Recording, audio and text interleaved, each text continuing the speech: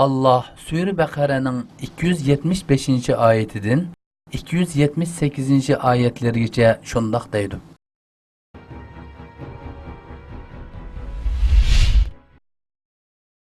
Jazana o'sim yegan odamlar qiyomat kuni go'rlaridan jin chepilib qolgan sarang odamlardek qo'pidi. Bu shuning uchunki ular Alloh harom qilgan ishni halol bilib, savdo setiq jazoni o'xshash dedi. Alloh savdo setiqni halol qildi, jazonini harom qildi. Kimki Parvardigor tarafidan vaz nasihat kelgandan keyin, ya'ni jazoni man'iy qilingandan keyin uningdan yansa, burun olg'ini o'zining bo'ladi. Uning ishi Allohga topshirildi. Ya'ni Allah xolisa uni kechiradi, xolisa jazolaydi. Qayta jazoni qilganlar ahli devzax bo'lib, devzaxda mangu qoladi. Allah jazonining barakatini o'chirib sadiqaning barakatini ziyoda qiladi. Allah her bir naşükri, yani cezanını halal sanğıcı günahkarını dost tutmaydı.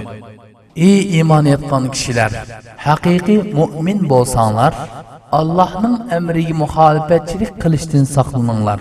Kişilerinin zimmesini kılıp kalgan cezanını, yani üsümünü almanlar. Bu ayet kerimdeki şu noktalar hakkında toxtalımız. Birinci nokta, Ösüm yigüçüler kabirlerinden cin çipilip kalgan sarang adamlardek qopudu. Bu ösüm bilen muamele kılgıçlarga berilgen cezadır. Ef İbni Malik'ten rivayet kılınan bir hadiste Peygamberimiz sallallahu aleyhi ve sellem mundaq diyen: Keçirilmeydiğen günahlardan saklanınlar. Ulardan biri ösüm yiyiştir. Kimki ösüm yese kıyamet günü sarang ve cin çepilgan haleti kiridi. Keyin Peygamberimiz sallallahu aleyhi ve sellem yukarıda tefsir kılınan ayet-i kerimini okudu. Ösüm yigüçüler kabirlerden cin çepilip kalgan sarang adamlardek qopudu.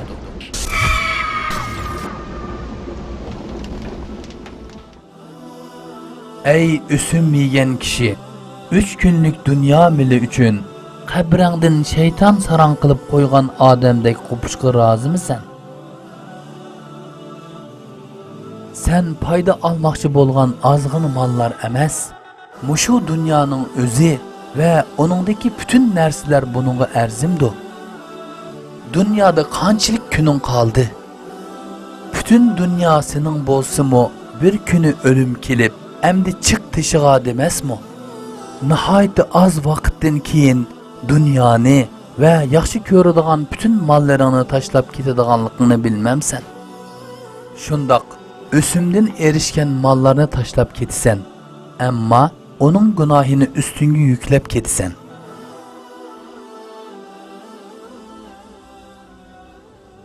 Zikir kılgan ayetimiz üstü toxtalmakçı bolgan ikkinchi noktamız bolsa, Ösüm yigüçülerinin soğuda setiq cazanıga o'xshash deyishleridir. Yani ular ösüm bilen soğuda setiqni o'xshash o'rniga qo'ygan bo'lib, ularning bu so'zlarini zamonimizdagi jazonixo'rlarmi so'zlamoqda va shundoq demoqda. Biz ilm setim qilyapmiz. Pul bilen pulni sotamiz.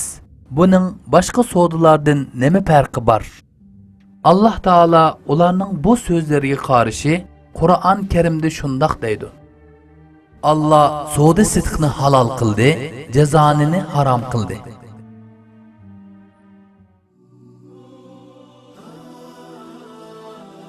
Ey ösüm vabasığı mubtila bolgan musulman!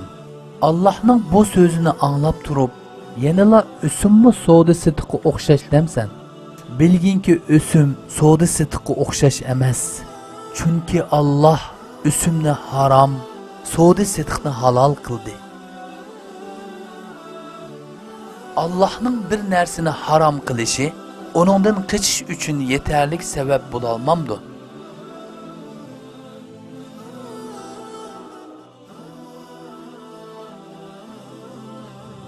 zikr qilgan oyatimiz ustida to'xtalmoqchi bo'lgan 3-nuqtamiz bo'lsa, qaytadan jazoni qilganlar ahli davzax bo'lib, davzaxda mangu qoladi bo'limidir.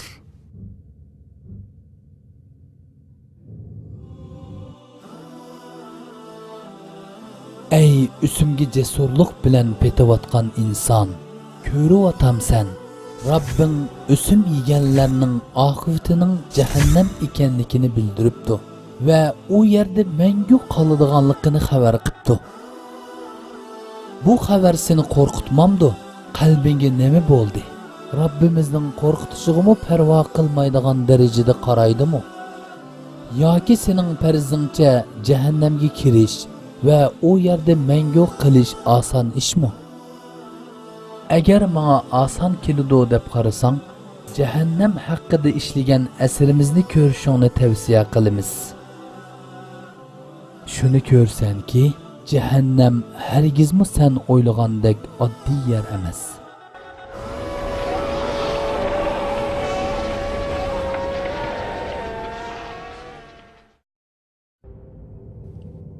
Zikr qilgan oyatimiz ustida to'xtalmoqchi bo'lgan 4-nuqtamiz bo'lsa, Allohning jazonining barakatini o'chirib etib, sadiqining barakatini ziyoda qilishidir. Oyatda o'chirib etidi, kamaytirib etidi deb ma'no berilgan yamhaqu fe'lining asli so'z tumuri mahq bo'lib, bir narsaning asta-asta yo'q bo'lishini, hatta şu narsening asrimi qolmaydigan darajada yo'q bo'lganligini, barakatning tamoman yo'q bo'lganligini bildiradi. O'simning barakatining yo'q bo'lishi yoki dunyoda yoki oxiratda bo'ladi. Dunyodagi kelsak, payg'ambarimiz sallallohu alayhi va sallam bu yo'q bo'lishni shundoq bayon qiladi. O'sim ko'p bo'lgan taqdirdimi, oxirida ozga aylanadi. Demek mana bu sir sebeplik üsüm yigüçiler ahırı veyran bolmakta ve içinişlik halette ölmekte. Üsümnün ahiretteki veyran kılışığı kelsek, İbn Abbas radiyallahu anhu şundak deydi. Allah Teala üsüm yigüçünün sadiqisi, cihadi, hacci ve tuqqanlarını yo'qlashlarını qabul qilmaydi. Ey üsümge mubtala bo'lgan kishi, bilginki sen algan üsüm yo'q qilinadi. Ya'ni milingning barakati ketadi va qo'lingdagilardan mu ayrilib qolasan. Ammo asli vayronchilik oxiratdadir. Üsüm yeganlikning sababi bilan qilgan yaxshi amallaring yuzingga uriladi va shundoq pushaymon qilsanki, hatto xiyolmu buni tasavvur qilishga ojizlik qiladi.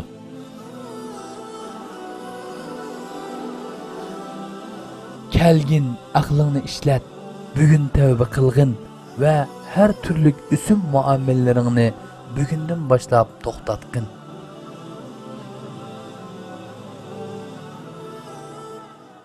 Ya Rajab